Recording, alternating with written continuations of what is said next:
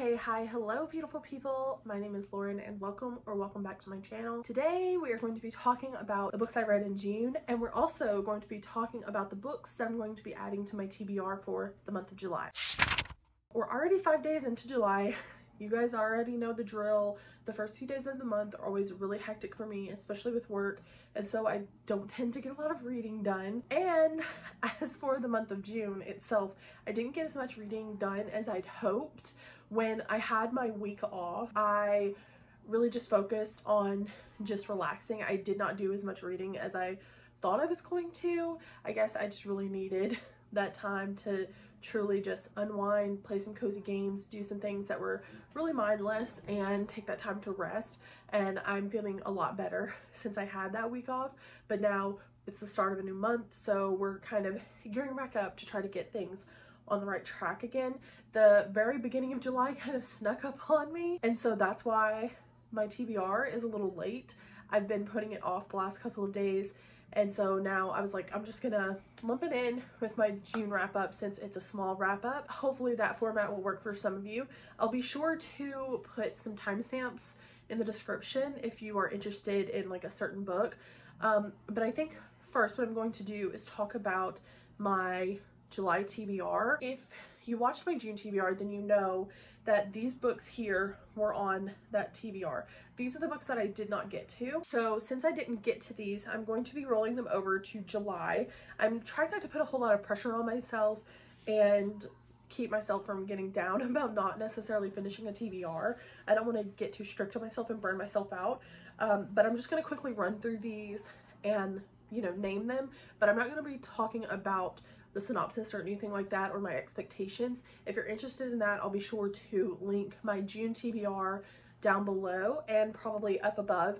If you're interested, you can check that out. But I have The Boyfriend Candidate by Ashley Winstead, Suburban Hell by Maureen Kilmer, It Happened One Summer by Tessa Bailey, The Very Secret Society of Irregular Witches by Sangu Mandana, and The Flat Share by Beth O'Leary, Wrong Place, Wrong Time by Julian McAllister, How to Sell a Haunted House by Grady Hendrix, Daughter of the Moon Goddess by Sue Lynn Tan, and The Writing Retreat by Julia Bartz. So like I said, these are all the ones that I didn't get to. They're still outstanding for my June TBR, but we're going to roll them over in the month of July. As I'm kind of getting back into vlogging and making videos, I'm trying to figure out what schedule works best for me. So I hope that you'll be patient with me as I do that. I'm definitely trying to be patient with myself and not to put too much pressure, because I think that's what happened when I got burned out last year with my channel. I'm gonna go ahead and talk about the books that I'm adding to that TBR. So I have 5 books here. I know that I'm probably not going to get to all of these, but I wanted to add a little bit more to this. And so I went to my shelves. My focus has been my physical TBR this year. So I went to my shelves and picked the ones that were really calling to me, ones that I've been wanting to read for a long time, and I'm finally pushing myself to get to. First one is actually a romance that I have been meaning to get to for a long time. It's an author whose books I own all of. At least I think this is all of them. I think this was her debut. It's the first one that I heard more people talking about where it was really popular, and it is The Ex Talk by Rachel Lynn Solomon. And so this follows a girl who works at a radio station. The radio station is actually struggling, and she pitches this show idea to her boss that's these 2 exes giving advice to listeners over the airways. And her boss thinks it would be a great idea if she actually does the show with her coworker. The only thing is she's never dated this coworker. She actually can't stand this coworker. So it's got like a bit of an enemies to lovers aspect, but it's also a bit of a spin on fake dating because they're going to be pretending to be exes when they've never dated before. And that premise just sounded so interesting to me. All of Rachel Lynn Solomon's premises really sound so intriguing to me and really catch my eye, and I don't know why I haven't picked this up yet. I've heard a few people talk about it and it's mostly enjoyable things. I think I've heard a few people say that this does have some more emotional elements. I don't really know what to expect as far as the writing goes, but I'm very excited to finally be getting to this one so I can get to some of her newer releases. I actually pre-ordered Rachel Lynn Solomon's most recent book that's coming out this year. I think it's called Business Pleasure. So I'm very excited to finally be getting through her backlist and seeing if I enjoy her writing. So next I have a book by a thriller author who I've been dying to get into because I know everyone really loves her books, but I wanted to take it back. I am a purist at heart, and I always feel like I need to read the author's debut novel or like their older book that kind of put them into the public's eye. And so I finally picked up My Lovely Wife by Samantha Downing, and this book sounds quite crazy. It seems to be a domestic thriller, but it is about a couple who maybe is having trouble in their marriage, and I guess to spice things up, they decide they're going to start killing people. At least that's kind of what it sounds like from the back, and it's actually like a pretty short little blurb, and I don't really want to know much more than that about the synopsis because that just sounds so intriguing, and the cover of this is just so interesting, and it's actually kind of a thicker looking thriller as well, but I just know that so many people love Samantha Downing's thrillers. I know this is an older one too, so I haven't seen a whole lot of people talk about it, so I'm hoping to go into it without many expectations and just be taken on a great thrilling ride. Next I have A Phoenix First Must Burn, and it's edited by Patrice Caldwell. This is actually a collection of short stories by authors of color. Some of the authors that I recognized were Elizabeth Acevedo, Danielle Clayton, Danielle Page, Rebecca Roanhorse, Ashley Woodfolk, Evie Zaboy. It's full of short stories about Black girl magic and bringing that to the forefront, and I am just so excited to finally get to it. I can't remember where I heard about this, but I added it to my Amazon wishlist, and my husband actually got it for me for Christmas a couple of years ago, but I was actually just reading the little foreword by Patrice Caldwell, and I am so excited just based on this. She says, "When I was 14, a family friend gifted me a copy of Octavia Butler's Wild Seed. I still remember that moment, the black woman on the front cover, the used paperback smell, the way I held it close like it carried within it the secrets of many universes. I devoured it and all of her others. I found myself in her words, and I'm not the only one.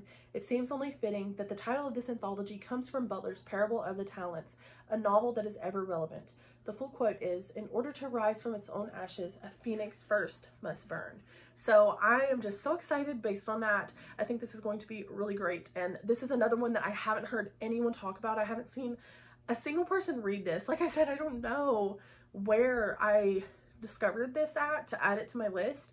And I wish I could remember, but I'm very excited to go into it without any expectations and see what I think, and hopefully get introduced to some new authors because there are several on here that I've never heard of. Another thriller I've been dying to get to since it came out a couple of years ago is Local Woman Missing by Mary Kubica. I know that this follows a group of women who have gone missing, and then a podcast comes out that's revolving around those mysteries, and then one of the women actually returns from being missing, and it takes place in a small town, and so there's, you know, tons of secrets that come out after all of this, and that's pretty much all I know. I just know that this was getting a lot of praise in recent years as being one of Mary Kubica's best, so I'm very excited to get to it and see what all the hype is about. Finally, I have one that I know that I've put on quite a few TBRs in the past, and I've always just continued to put it off, but it is Lovely War by Julie Berry.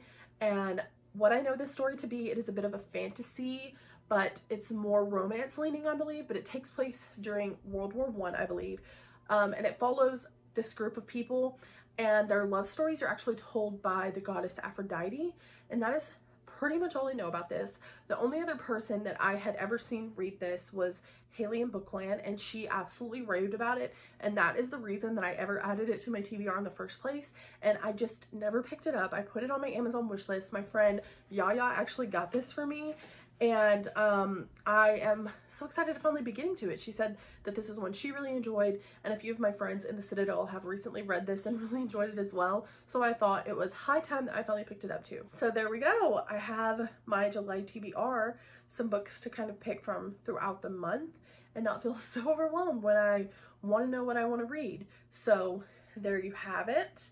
Now it is time to talk about the 4 books that I read in the month of June. I did talk about these in vlogs, except for the one that I haven't finished. I was gonna do a vlog the week that I was off of work, and I did do a few clips, and then I don't know, I wasn't doing a very good job at keeping up with it even though I was off work. I thought that it was going to be great. I thought I was going to be reading a ton and having so much time for updates and to do B-roll, but I just really took it easy that week and did not do any of that.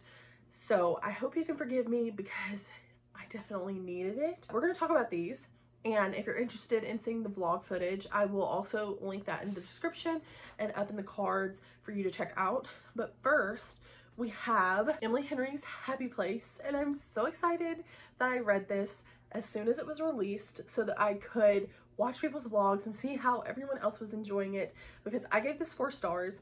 And really and truly, the only reason that I gave this 4 stars is just because I didn't have the 5-star feeling, but I think truly that that was just my state of mind when I was reading it. And I think that this would be the perfect book to devour on a beach day, because you just kind of, Emily Henry's books really take you to a place. And when something like that happens, you want to get to where you can't put the book down, because I just feel like that creates the best reading atmosphere and truly helps you create that 5-star book experience. And I just wasn't able to do that at the time.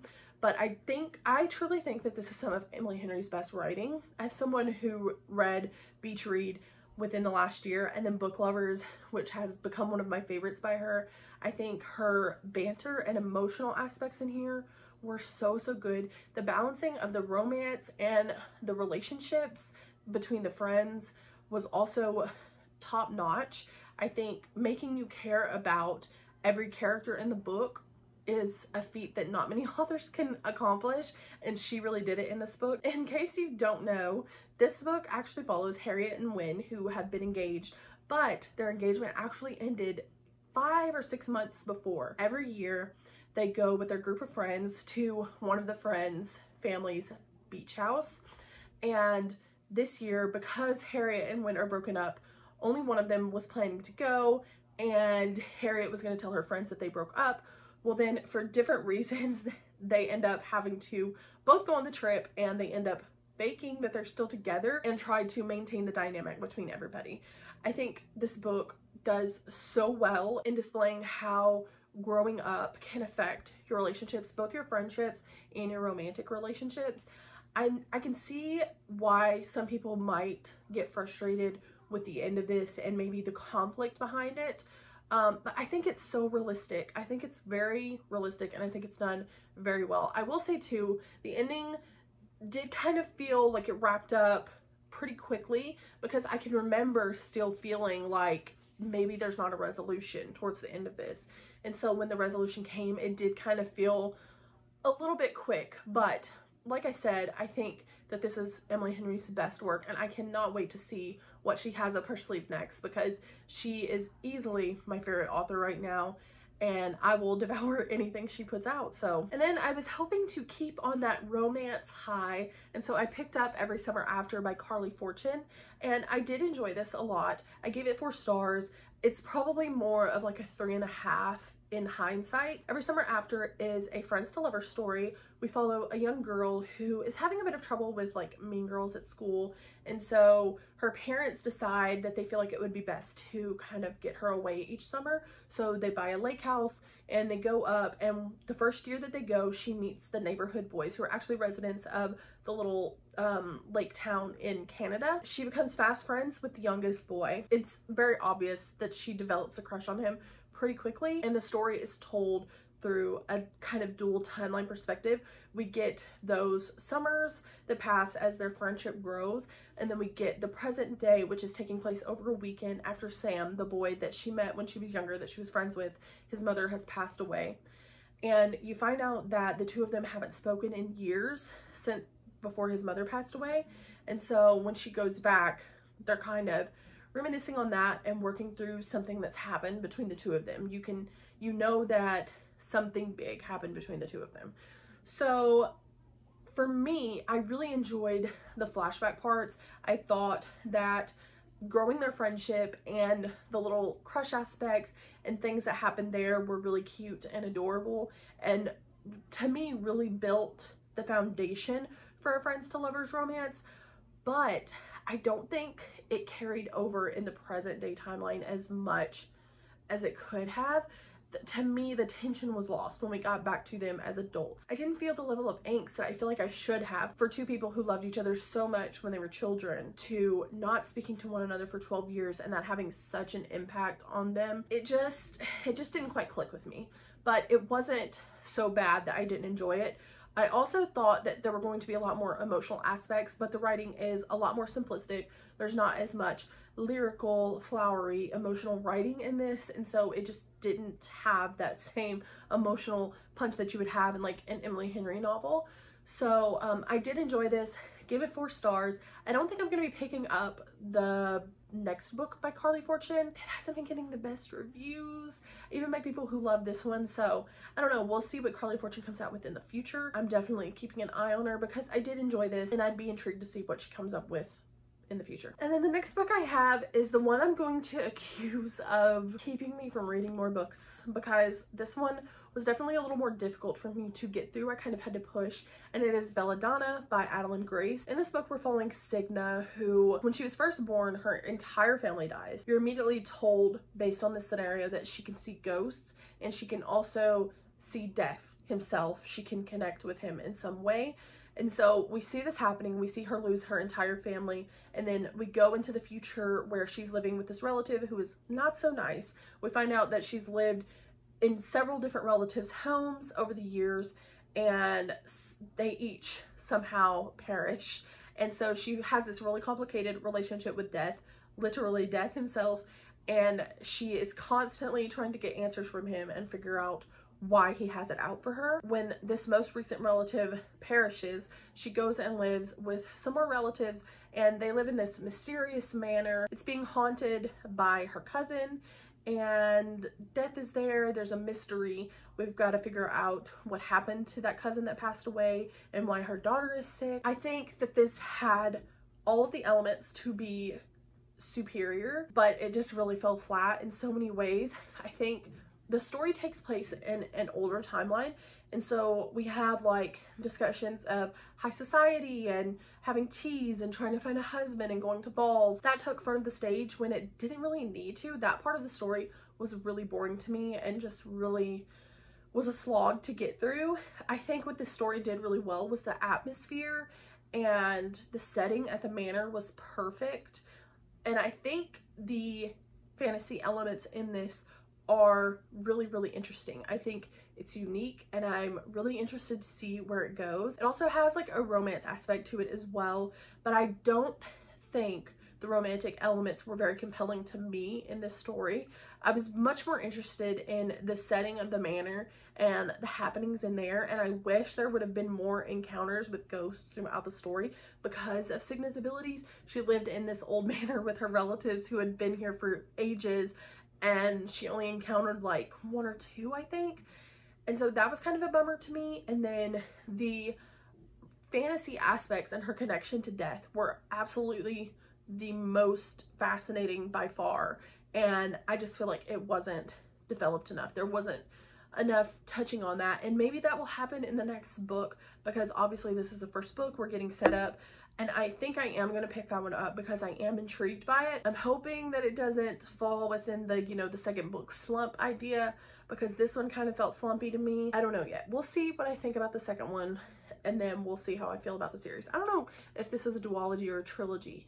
I need to look into that, because that might determine how quickly I pick up Foxglove. I think I gave it a 3-star, 3.5 star, rounded down to 3. But I think if you really enjoy like a historical setting and some fantasy elements, then I think you would like this one. A lot of people are giving this one really high praise, so I definitely think that if any of that sounds interesting to you, then you should definitely go for it, because the setting and the characters are really interesting, and I think it could really go places, and I'm hoping it does. Finally, I have the book that I haven't finished yet.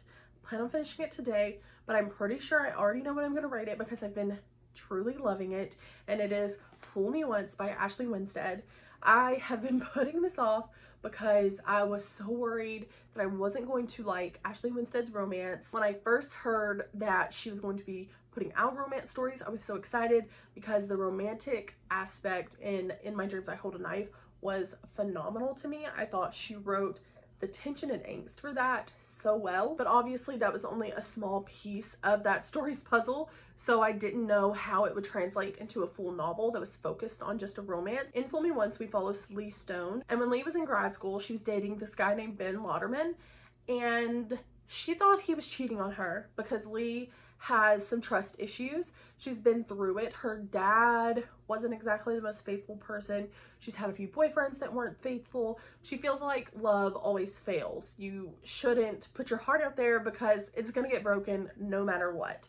And so when she discovered what she believed to be proof that Ben was cheating on her, she retaliated in kind by cheating on him as well. Well, he didn't actually cheat.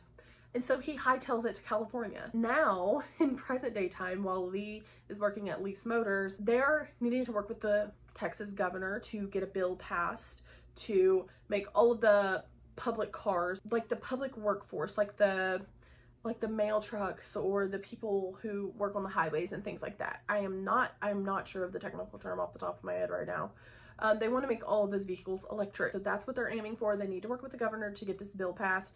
And the governor has brought in someone from California, and it happens to be, of course, Ben Lauderman from grad school. So the two of them see each other. They pretend that they don't know each other. They end up having to work together, but obviously there's a lot of tension between the two of them because of their past. But there's obviously feelings as well. Like, you can just sense it. Things were not truly resolved with the way things ended between the two of them. So there's a lot going on in here. Now, I will say, if you do not like a heroine who has a lot of flaws, because Lee does, then you truly should not pick this up, because I can understand why some people might get frustrated with her, but I could see a little bit of myself in her. Like, I could pick some pieces in Lee that I could find really relatable, and I find her to be very enjoyable and almost like a breath of fresh air from your typical romance novel heroine, in my opinion. And I think that Ashley Winstead does really good with the tension and the care that she puts into her romantic relationships. I think the story is building so lovely, and I'm only in the last 50 pages, and like I said, I plan to finish it tonight, and I think I'm gonna give it 5 stars. So I'm kind of already in the thick of things with the conflict, and I'm kind of seeing the light at the end of the tunnel and how it's going to resolve, and it's all piecing together really well to me. I think something else to note too is that if you do not like cheating, then you absolutely don't need to pick this book up, because infidelity is a huge plot point in this book. Like, it's practically every turn in here. So if you're just really not into that, then maybe you shouldn't check this out. But I really think it serves its purpose in showing why Lee struggles so much, and I think that it actually could be really realistic when you think about it. I think as much as we want to hope that people can properly communicate and not cheat on one another, it happens a whole heck of a lot. I don't necessarily think that we can expect that to not play some sort of aspect in these romance novels. Now, I understand if you don't want any realistic ideas in your stories, so just keep all those things in mind. But this makes me so excited to pick up The Boyfriend Candidate, also by Ashley Winstead, because the premise behind that just sounds so good. It's fake dating, and I just think it's going to be so much fun. But it's also set in Texas with a little bit of a political element, because the hero in there is actually the Texas governor. So very intrigued to see how that plays out, and hopefully you'll be seeing me give this 5 stars on Goodreads, which is a good time to plug my Goodreads. It's always linked down below if you want to follow me over there. We're gonna see if I can pick up both of these stacks without dropping anything. Okay, I think we've done it. So we have my June wrap up and my July TBR.